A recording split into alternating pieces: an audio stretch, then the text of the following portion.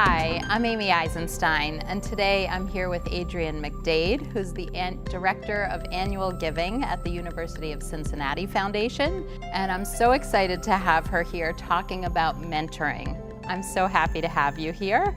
You are presenting at the conference on mentoring. It takes a village. So let's talk about mentoring. Why is mentoring important? Well, I think mentoring is important because it's never too late to always invest in yourself. It's never too late to become a better you. And had it not been for my village of mentors, I wouldn't be in the field. I wouldn't have the network that I have. And it just inspires me to give back. And I want to encourage others to build their mentor network as well. What are some of the hot topics around mentorship? What are your key takeaways for your session participants? What do you want people to know about mentoring? Finding a mentor doesn't have to be as difficult as it may appear, and some of these relationships develop organically.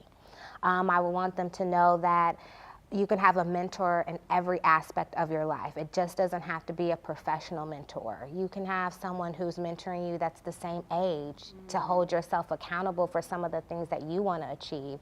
You can have a social mentor, which helps you network in your community or even across the world. There's personal mentors, because we all go through things with life and want to bounce off ideas.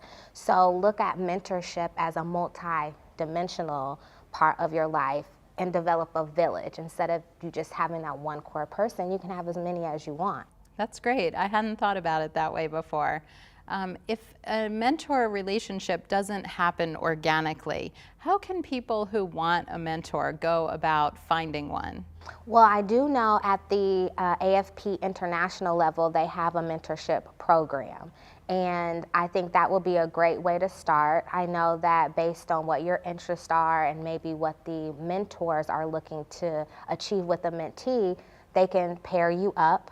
And therefore you have a relationship that has been created for you. Yeah. I do know that there are other chapters throughout the country and maybe even throughout the world that have their own local mentoring program. Yeah. The AFP Cincinnati chapter has a mentorship program, and we have them fill out an interest survey, and we have the mentors who sign out, complete an interest survey as well, and we try to pair them based on what are they trying to achieve? What areas of philanthropy are they interested in?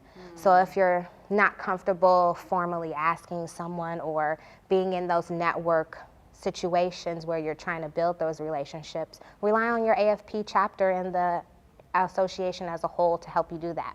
Yeah, it's a good point. I know my home chapter in New Jersey has a mentoring program, and it's the same type of thing where you fill out a form and get paired with a senior level professional. Good. So talk about what kind of qualities and characteristics you would like to have in a mentor if you're looking for one. Absolutely, and I'll go from the mentors that I have in my village. I look for flexibility. I am very involved in my community. I like to volunteer a lot. So I will need someone that has the opportunity to maybe meet for breakfast, and then the next time we might need to meet for dinner. Or I can't meet you face to face, but can you give me 30 minutes over the phone? Or at this point in time, I just need to send you maybe 10 questions, and can you just type your responses in the email? Yeah. So having someone that has that flexibility would be perfect. Yeah. And someone who's open and honest and allows not only for me to push back on certain things, but challenges me to think in a different way. Yeah, I think that's really important. And I like the idea that it doesn't have to be somebody local even. Exactly. It can be somebody remote. I know I have mentors all over the country, and we just chat by phone, video chat, text, email. Yes. All right, great. What else do you want to share about mentoring? There's almost a diversity component that we need to think about when we're developing our mentor village.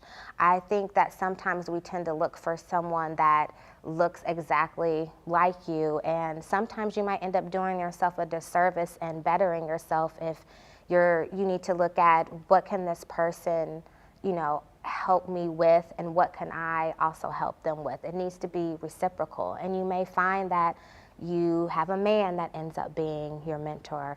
I have a mentor that's not the same ethnic background. I have a Canadian mentor. And I really enjoy the relationship that we have, but I also have a woman mentor that's also a woman of color. So finding diversity within your village only can help you versus constantly looking for that person that you tend to resonate with. Yeah, I think that's a good point. So going out of your comfort zone maybe to find a mentor that isn't exactly like you and can offer you different perspectives and opportunities. Exactly. Yeah, yes. Good. Any final thoughts that you'd like to share on mentoring relationships or how it takes a village? Maybe I just want to reiterate that it's never too late, again, to be a better you. Your mentorship relationship doesn't have to be in the traditional sense that we always think with someone who's seasoned and someone who is younger. There are a lot of studies out there that show that seasoned professionals are also looking to have mentors that are younger than them. And even in the corporate workforce, they're starting to keep millennials a little bit longer because they're developing those mentorship relationships. So it really does take a village. It really can be a cool and innovative part of your life if you really just apply yourself to it. Excellent. Thank you so much for being here. And thank you for having me, Amy. Thanks so much for joining me. For even more videos, interviews, tools, and resources, I hope you'll visit my website, amyeisenstein.com, and subscribe to my weekly newsletter.